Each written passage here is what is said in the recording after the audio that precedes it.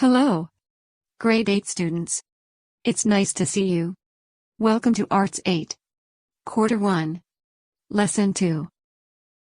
Our lesson for this week is about the fabric or fabric design, arts and crafts in Southeast Asia.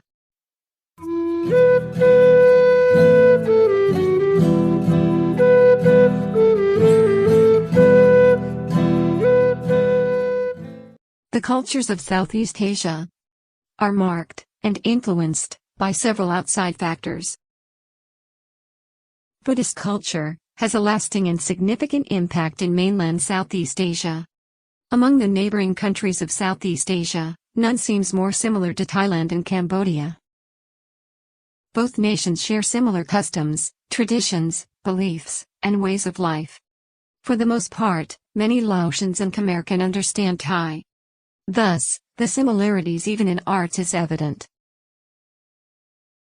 Textile, or fabric design, is the creative and technical process by which thread or yarn fibers are woven together, or interlaced, to form a flexible, functional, and decorative cloth, or fabric, which is subsequently printed upon or otherwise adorned. The term craft denotes a skill, usually employed in branches of the decorative arts, for example ceramics, or in an associated artistic practice, for example lace making. A key feature of crafts is that they involve a high degree of hands-on craftsmanship, hence the colloquial term handicrafts, rather than just skill with a machine. Some crafts that are practiced by artists working alone are sometimes referred to by the vague term studio craft. Metalwork, wood turning, glass blowing, and glass art are examples of studio crafts, as is pottery, notably the studio pottery movement exemplified by Bernard Leach in Britain. Let's start in Indonesian art. Batik is the process to produce a design on textiles, through the use of a dye resist. The resist, usually wax, prevents the dye from penetrating the covered areas of the fabric, thus creating a pattern in negative. Batik technique is originated from Java, Indonesia. Next is the wayang kulit of Indonesia. It is a unique form of theater, employing light and shadow. The puppets are crafted from buffalo hide, and mounted on bamboo sticks. It has its counterpart in Thailand, which is called Nong puppetry, and Sabaek in Cambodia. Next country is Malaysia. Let's talk about their batik. Popular motifs of Malaysian batik are leaves, flowers, and butterflies. They also use geometrical design. Pattern is larger and simpler. They employ brush method. And colors are lighter and more vibrant than deep-colored Javanese batik. Another art of Malaysia is the Wau Bulan. It is intricately designed. It is a moon-shaped kite that is traditionally flown in the Malaysian state of Kelantan, and it is one of Malaysia's national symbols. Next is the Malaysian pewter crafts. Having the world's largest reserves of tin, Malaysia also produces what is widely regarded as the world's finest pewter. Pewter is a malleable metal alloy. The pewter objects are popular souvenirs in Malaysia. Let's move on to Thailand. Thai silk is one of their popular art. It is manufactured in Thailand by native Thai silkworms. Thai silk has a unique luster, with a sheen that has two unique blends. One color for the warp, and another for the weft. Its color will change, when viewed, at varying angles to light. And Thai silk smells like hair when burned. Next is the Loi Krathong and Yipeng.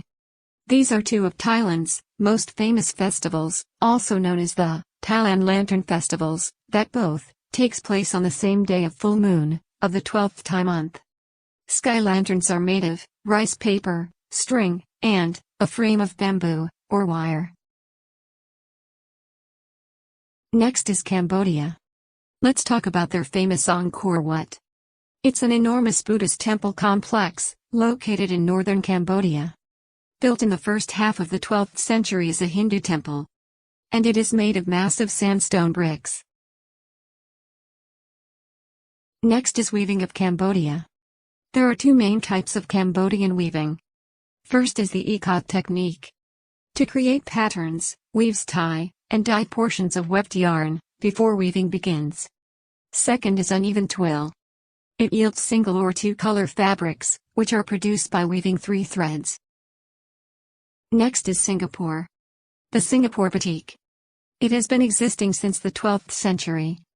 Featured in is the uniform of flight attendants for the official flag carrier airlines of Singapore, Indonesia, and Malaysia.